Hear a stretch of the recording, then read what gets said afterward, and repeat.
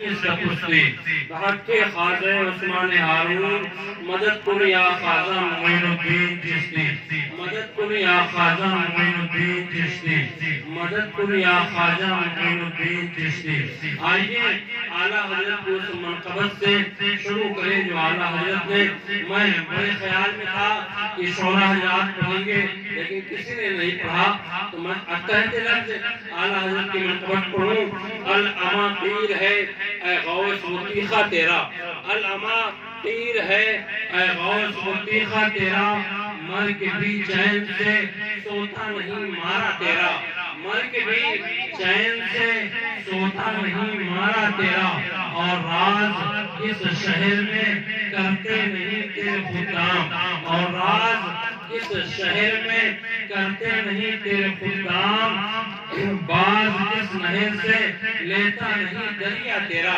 باز کس نہر سے لیتا نہیں دریا تیرا، تو گھٹائے سے کسی کے نہ گھٹا ہے نہ گھٹے، تو گھٹائے سے کسی کے نہ گھٹا ہے نہ گھٹے، جب بڑھائے تجھے اللہ تعالیٰ تیرا، جب بڑھائے تجھے اللہ تعالیٰ تیرا، ورفعنا لکا ذکرک کا ہے سایہ تجھ پر، ورفعنا لکا ذکرک کا ہے سایہ تجھ پر، ذکر اونچا ہے تیرا بول ہے بالا تیرا، ذکر اونچا ہے تیرا بول ہے بالا تیرا، سارے اقطاب جہاں کرتے ہیں کعبے کا طواف، سارے اقطاب جہاں اعلیٰ فرماتے ہیں کہ سارے اقطاب جہاں کرتے ہیں کعبے کا طواف، کعبہ کرتا ہے طواف درے والا تیرا، کعبہ کرتا ہے طواف درے والا تیرا۔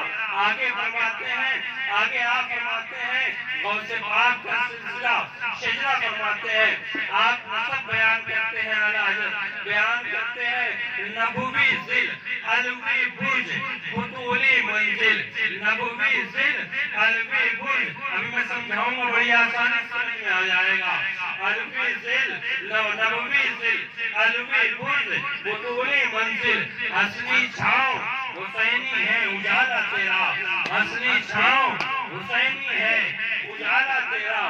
اعلیٰ سرکار فرماتے ہیں سارے اقطاب جہاں کرتے ہیں کعبے کا طواف، کعبہ کرتا ہے طواف درے والا تیرا، یعنی آپ یہ کہتے ہیں اس دنیا کے سارے قطب کعبے کا طواف کرتے ہیں، لیکن اے غوث الاعظم جیلانی آپ کی شان اتنی بلند ہے، آپ کا مرتبہ اتنا بلند ہے کہ سارے قطب تو کعبے کا طواف کرتے ہیں لیکن کعبہ طواف آپ کا کرتا ہے، کعبہ آپ کا طواف کرتا ہے۔ آگے آپ فرماتے ہیں نبوی ذل علوی برج بطولی منزل، نبوی ذل علوی برج بطولی منزل، حسنی چھاؤں حسینی اجالا تیرا۔ آپ فرماتے ہیں، نسب بتاتے ہیں غوث اعظم کا، غوث اعظم جیلانی بڑے پیر سرکار، آپ اپنے والد کی جانب سے امام حسن کے سجدے سے درخواست کرتے ہیں، اور اپنی والدہ کی جانب سے امام حسین کے سجدے سے درخواست کرتے ہیں، تو آپ ارشاد فرماتے ہیں، آپ ارشاد فرماتے ہیں کہ نبوی ذل علوی برج اور بطولی منزل، حسنی چھاؤں حسینی اجالا تیرا، یعنی آپ فرماتے ہیں کہ امام حسن سے آپ ملتے ہیں حضرت علی سے، امام حسن کے والد حضرت علی اور حضرت علی کی روزہ طیبہ طاہرہ ظاہرہ سیدہ تقیہ نقیہ عالمہ غیر معلمہ سرکار کی بیٹی حضرت علی کی روزہ حضرت فاطمہ الزہرا، تو آپ کہتے ہیں بطولی منزل آپ کی ہے، اور کہتے ہیں علوی برج ہے۔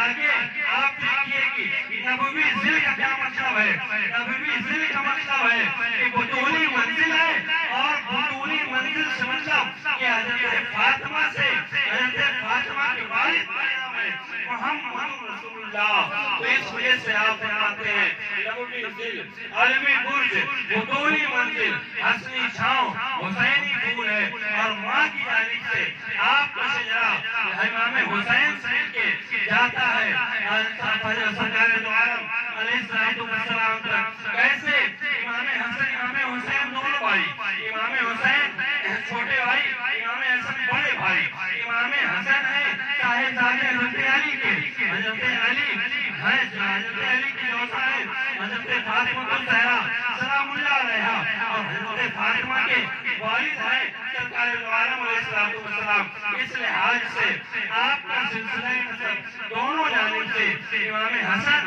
اور امام حسین سید کا ہے، اس لیے آپ کو حسنی حسینی سید کہا جاتا ہے۔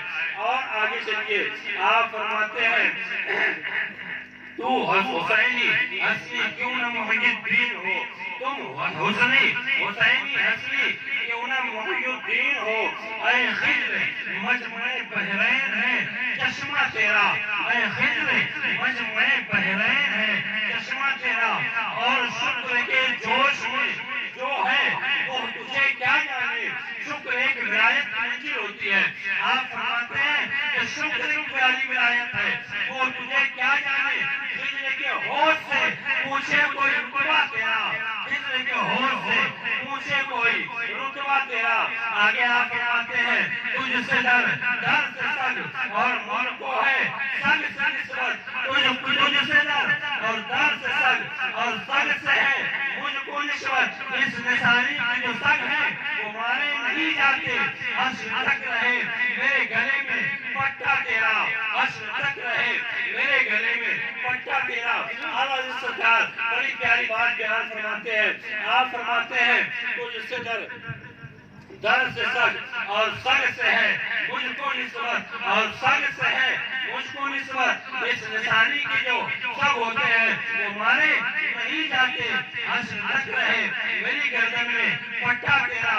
اس سے کیا مراد ہے، اس کو آپ کیوں سمجھے، آئیے دنیاوی اعتبار سے پہلے آپ مثال سمجھے، اس کا پہلے شعر کا ترجمہ سمجھے کہ شعر اعلیٰ حضرت کہنا کیا چاہتے ہیں کہ تجھ سے در سے سگ، یعنی اعلیٰ حضرت فرما رہے ہیں کہ پہلے آپ ہیں، آپ کا پھر در ہے، اور در میں جو کتا بیٹھتا ہے اس کتے سے مجھ کو نسبت ہے، آپ تو دور ہو گئے لیکن مجھے نسبت آپ کے کتے سے ہے، مجھے لگاؤ آپ کے کتے سے ہے، اب جو آپ کا کتا ہے وہ مارا نہیں جاتا، اعلیٰ حضرت فرماتے ہیں اس کی گردن میں آپ کا پٹا ہے وہ مارا نہیں جاتا۔ اس سے بات ظاہر ہو گئی کہ دنیا میں اگر کوئی فالتو کتا ہے، مثال کے طور پہ ابھی کتا آیا ہم نے اس کو مار دیا بھگا دیا، کیوں بھگا دیا، اس وجہ سے اس کی گردن میں پٹا نہیں ہے، اس کی گردن میں اگر پٹا ہوتا تو اس کو بھگانے میں، اس کو مارنے میں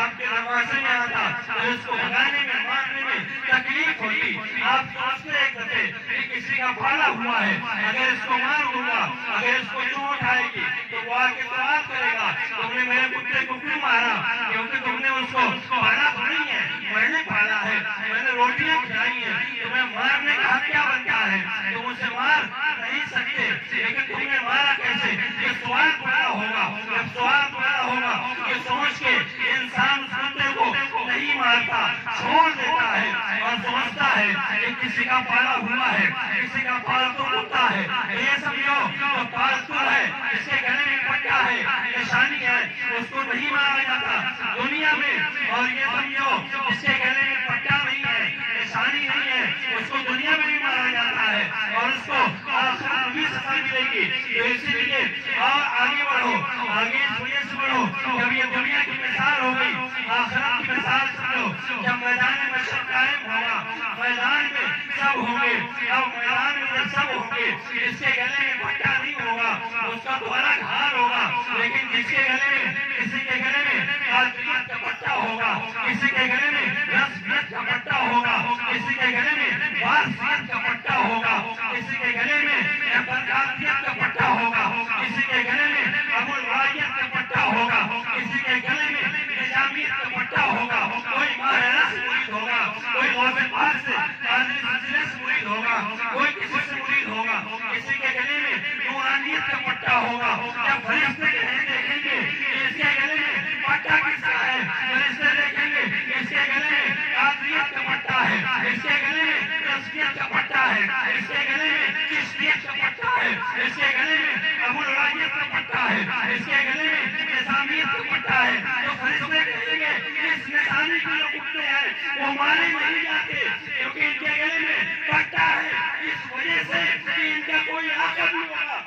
बख्शवा दे। नारे तकबीर, अल्लाहु अकबर, नारे तकबीर, अल्लाहु अकबर, नारे रिसालत, या रसूलल्लाह, नारे रिसालत, या रसूलल्लाह, दस्ते गौसुल वरा, जिंदाबाद, दस्ते गौसुल वरा, जिंदाबाद, नारे तकबीर, अल्लाहु अकबर, नारे रिसालत। या रसूलल्लाह।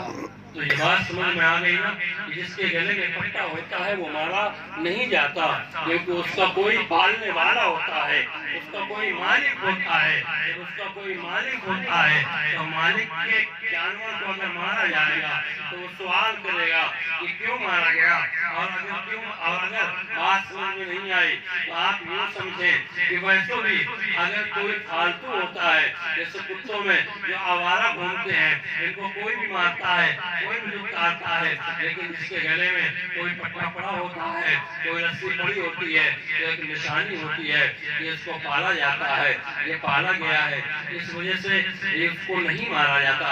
इसी तरीके मैदान महशर में फरिश्ते फरमाएंगे कि इनके गले में पट्टा है, इनको छोड़ दो, ये कोई कादरी है, कोई रस्सी है, कोई नूरी है, कोई चिश्ती है, कोई वारसी है, कोई मदानी है, कोई किसी सिलसिले का है, कोई बरकाती है, इस वजह से इनको छोड़ दिया जाएगा। हज़रत गौसुल आज़म जिलानी रज़ी अल्लाह तआला अन्हु वरज़ाहु अन्ना कोई आम शख्सियत का नाम नहीं है। हम आप समझते होंगे शायद आम शख्सियत का नाम हो। दुरूद पाक पढ़े, बात आगे बढ़े। अल्लाहुम्मा सल्लि अला सय्यदिना शफीअना मौलाना मुहम्मद बारिक वसल्लम सल्लल्लाहु अलैहि वसल्लम सय्यदी या रसूलल्लाह सल्लल्लाहु अलैहि वसल्लम। कुर्सी करीब कर लिया, कुर्सी इधर करीब कर लिया, बीच में जगह खाली के मजा नहीं आ रही। आगे आ जाइए, आगे।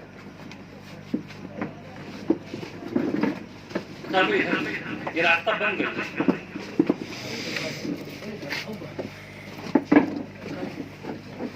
और आगे बढ़ाओ कुर्सी लेके थोड़ा।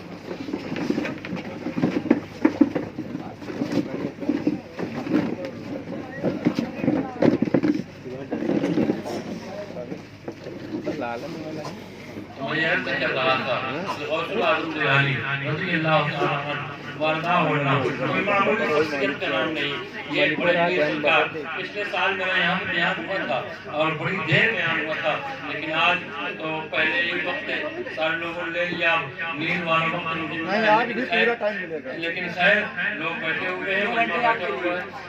बेशक बात बताने का मकसद ये है कि बड़े पीर सरकार रज़ी अल्लाह तआला अन्हु वरज़ाहु अन्ना ये एक एतबार से समझिए कि इनके वालिद का नाम अबू स्वालेह था।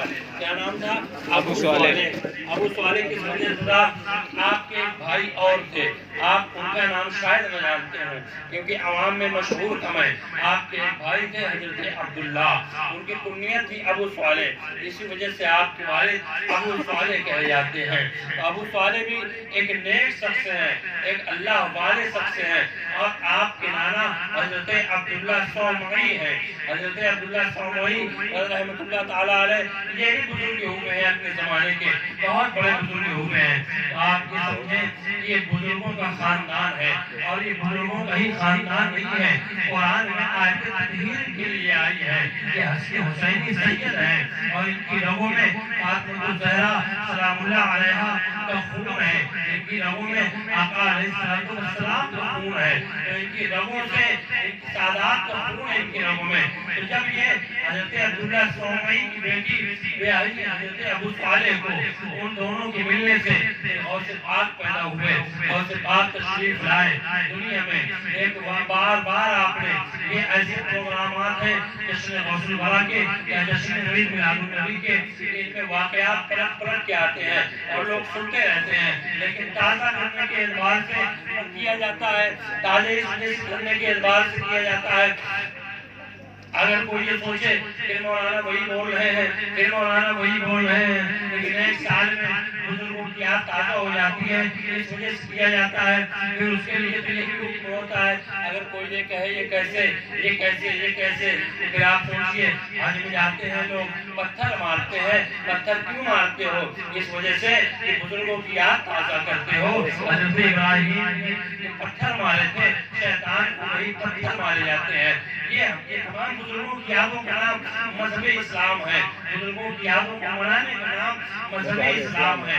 اب آپ سمجھے وہی واقعات وہی چیزیں واپس آیا کرتی ہیں. کیونکہ کوئی بھی عالم کہیں سے نئی چیز لے کے نہیں آئے گا. کتاب میں پڑھے گا, تحقیق کرے گا, اس کے بعد بیان کرے گا. لیکن خیر حضرت ابو صالح رضی اللہ تعالی عنہ رحمۃ اللہ تعالی علیہ, آپ ایک بزرگ ہیں, آپ ایک دفعے آپ ایک واقعہ ہے کہ آپ کی والدہ سے ملاقات کیسے ہوتی ہے حضرت ابو صالح کی. آپ دریا کے کنارے ہیں, دریا کے کنارے آپ پہنچتے ہیں. آپ نے دیکھا کہ دریا میں ایک سیب بن کے جا رہا ہے, وہ سیب پڑا ہوا ہے. آپ نے سیب کو اٹھایا اور اٹھا کر کے سیب کو کھا لیا. اب ذہن میں خیال آیا کہ میں نے سیب کھا لیا ہے, اور سیب کھانے کے بعد یہ خیال آیا کہ پتہ نہیں سیب کس کا ہو, میں نے استعمال کر دیا ہے, میں نے کھا لیا ہے, اب اس کی سزا کیا ہو, اللہ جانے اب کیا ہوگا. اسی وقت سے آپ تلاش نکلے, اس رجوع میں نکلے, یہ سیب کس کا ہے, یہ پھل کس کا ہے. تلاشتے ایک ایسی جگہ پہنچے جہاں باغ تھا, اور باغ میں سیب کا باغ تھا, درخت لگے تھے, اور درخت کی ایک ٹہنی اس دریا کے اوپر گر رہی تھی, جا رہی تھی. تو اسے ٹہنی سے سیب گر کے دریا میں گیا, اور وہ بہتا ہوا آپ تک پہنچ گیا. آپ نے اس سیب کو تناول فرما لیا, کھا لیا. اب آپ سوچئے کہ آپ نے سیب کھا لیا, آج ہمارا حال کیا ہے. اب آپ ذرا سا غور کریں, ہم آپ اپنے بھائیوں کی زمینیں کھائے بیٹھے ہیں, لیکن ہمیں آپ کو کوئی خیال نہیں ہے کہ اللہ کے ہاں جواب دینا ہے, ہمیں آپ کو دنیا سے جانا ہے, کوئی خیال نہیں ہے. ہم آپ نے اپنے بھائی کی, اپنے حصے دار کی جائیدادیں کھا لی, لیکن کوئی خیال نہیں ہے. آج ہمیں خیال ہونا چاہیے کہ اللہ کے حضور ہمیں جواب دینا ہے, دنیا سے جانا ہے, میدان محشر قائم ہوگا. ہم کیا جواب دیں گے, ہم گرفتار ہو جائیں گے حقوق العباد میں. لیکن غوث پاک کے والد نے ایک سیب کھایا. آج کا زمانہ ہوتا تو سیب کھاتے اور نکل جاتے, ایسا کوئی مقصد نہیں, دریا میں بہ کے آ رہا تھا, میں نے کھا لیا, اور کیا جانوں کس کا ہے. اور اس کے بعد اگر مالک مل بھی جاتا تو سوال کرتا کہ تم نے سیب کھایا, کیوں کھایا, تو ہم الٹا کر جاتے کہ اپنا سیب سوال کے رکھنا چاہیے, دریا میں کیوں آیا, تو دریا میں آیا تو ہم نے کھا لیا. لیکن وہ غوث پاک کے والد ہے, وہ غوث پاک کے والد ہے. آپ نے تلاش کر کے آپ کو وہ باغ ملا, آپ باغ کے اندر گئے. اندر جانے کے بعد آپ نے باغ کے والد سے ملاقات کی. آپ نے فرمایا کہ بات یہ ہے, میں نے ایک آپ کو پھل کھا لیا ہے. پورا واقعہ آپ نے بتایا کہ میں دریا میں تھا, سیب جا رہا تھا بہتا ہوا, میں نے پکڑا اور اس کو کھا لیا. آپ بتائیے, میں نے آپ کی بلا اجازت سیب کھا لیا ہے, میری سزا کیا ہوگی. جو چاہے آپ سزا دے دیں. تو حضرت عبداللہ صاحب وہی کہنے لگے, جو باغ کے مالک تھے, آپ کہنے لگے آپ کی سزا یہ ہے کہ 12 سال یعنی 12 سال آپ باغ کی خدمت کریں گے, باغ کی دیکھ ریکھ کریں گے. آپ سوچئے اگر ہم آپ نے سیب کھایا ہوتا اور اگر جا کے کہہ بھی دیتے اس کی سزا کیا ہے. اگر مالک یہ کہتا کہ 12 سال کی خدمت کرو, ہم یہ کہتے کہ اپنے سیب کے 10 روپے پکڑو, ہم یہ جا رہے ہیں, ہم خدمت نہیں کریں گے, وقت نہیں ہے ہمارے پاس, ایک کھٹے کام نہ کریں گے, اپنا پیسہ پکڑو, بات ختم کرو. لیکن وہ غوث پاک کے والد ابو صالح ہے. ابو صالح کا مطلب نیک باپ, نیک آدمی, نیک شخص. آپ نے فرمایا کہ ٹھیک ہے, میں 12 سال آپ کے باغ کی خدمت کروں گا, آپ کے باغ کی دیکھ ریکھ کروں گا. 12 سال آپ نے اس باغ کی دیکھ ریکھ کی, 12 سال باغ کی دیکھ ریکھ کرتے رہے.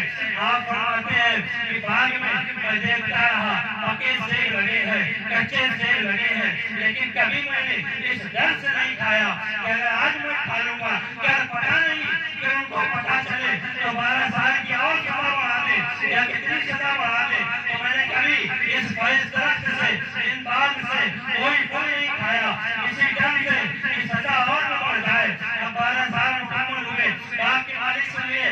آپ نے فرمایا کہ میں نے آپ کا پھل جو کھایا تھا, جو سزا اپنا بھائی تھی 12 سال کی, وہ مکمل ہو گئی ہے. اب بتائیے اور کیا سزا ہے. تو باغ کے مالک کہنے لگے کہ ٹھیک ہے, تم نے سزا کاٹ لی ہے, لیکن ایک سزا اور ہے.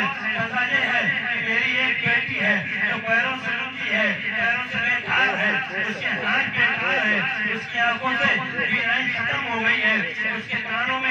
قوت سماعت نہیں ہے، وہ زبان سے بول نہیں سکتی، اس کے ساتھ تمہیں نکاح کرنا پڑے گا، تمہیں یہ سزا دی جاتی ہے۔ تو آپ نے فرمایا مجھے یہ بھی سزا منظور ہے، ٹھیک ہے میرا نکاح کر دو، میں تیار ہوں۔ اب آپ کا نکاح ہوا، نکاح ہو گیا۔ اب آپ سوچئے اگر آج ایسا ہوتا ہم کبھی نہ کرتے، ہم کہتے ہم جا رہے ہیں، ہم نکاح نہ کریں گے۔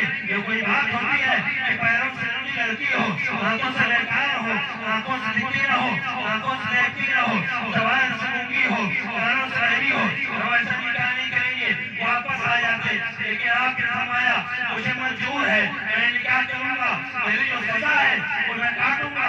آپ نے وہ نکاح کیا۔ جب آپ نے نکاح کر لیا، شام کا وقت ہوا، آپ حجرے عروسی میں داخل ہوئے، اپنے کمرے میں داخل ہوئے۔ جب کمرے میں داخل ہوئے آپ نے کیا دیکھا؟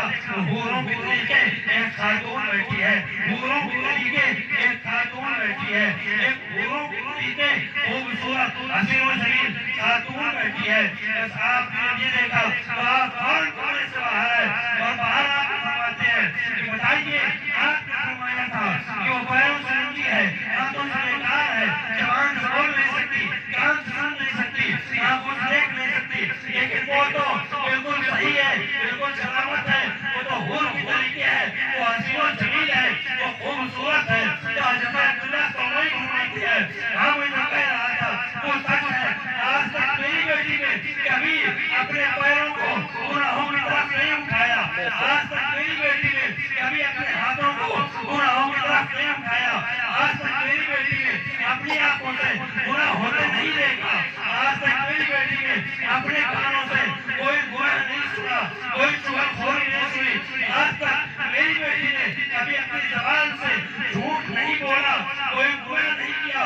اسی وجہ سے میں کہہ رہا تھا میری بیٹی ایسی ہے۔ بے شک بے شک نعرے تکبیر، اللہ اکبر نعرے تکبیر، اللہ اکبر نعرے رسالت، یا رسول اللہ نعرے رسالت، یا رسول اللہ جشن غوث الورا، زندہ آباد جشن غوث الورا، زندہ آباد علی جناب مولانا لقمان صاحب قبلہ، زندہ آباد علی جناب مولانا لقمان صاحب قبلہ، زندہ آباد نعرے تکبیر، اللہ اکبر نعرے رسالت۔ یا رسول اللہ۔ مقصد یہ ہے کہ آج ان کی شخصیت سے، ان کی ذات سے سیکھنے کی ضرورت ہے۔ آج ہماری خواتین کو سیکھنے کی ضرورت ہے، ہماری بچیوں کو سیکھنا چاہیے کہ آج گناہ عام ہوتا جا رہا ہے، بے حیائی عام ہوتی جا رہی ہے، اور اس طریقے اگر عام ہو گیا تو پھر مغرب کے کلچر میں، یورپ کے کلچر میں ہمیں کوئی فرق نہیں رہ جائے گا۔ آج کل کتنا برا حال ہے، آپ دیکھیے آپ اپنی بچیوں کو اپنے گھر میں غوث پاک کی والدہ کا ذکر سنایا کریں، یہ ہماری آپ کی ذمہ داری ہے۔ غوث پاک کی والدہ کا ذکر سنائیں گے تو پھر اس کے بعد بات الگ ہوگی، بچے اچھے ہوں گے، بچے سچے ہوں گے اور آگے بڑھیں گے۔ ہماری ماں بہنوں آج دیکھتی ہیں کیا ہوتا ہے، ہماری ماں بہنیں، ہماری بیٹیاں ٹی وی کے اوپر بیٹھ کے رات دن ڈرامہ، ناٹک، فلمیں دیکھ رہی ہیں، تو اس سے کیا ملے گا؟ جس وقت اب حمل کا وقت ہے، پیٹ میں حمل ہے، اور حاملہ عورت اگر ڈرامے دیکھے، اگر ناٹک دیکھے، فلمیں دیکھے، تو اس کا بیٹا اللہ کا ولی نہیں ہوتا یا کوئی نیک نہیں ہوتا، اس کا بیٹا ڈرامے والے جیسا ہوتا ہے۔ اگر وہی عورت اور کو جب حاملہ ہو تو ذکر رسول کرے، درود پاک پڑھے، اور سے پاک کی والدہ کا ذکر کیا کرے، طیبہ طاہرہ کا ذکر کیا کرے، کہ ضرور بچے اگر غوث پاک بنیں گے تو غوث پاک کے غلام بن جائیں گے۔ آج سبق لینے کی ضرورت ہے، ہم آپ صرف واقعات سنتے ہیں کانوں کی تسلی کے لیے،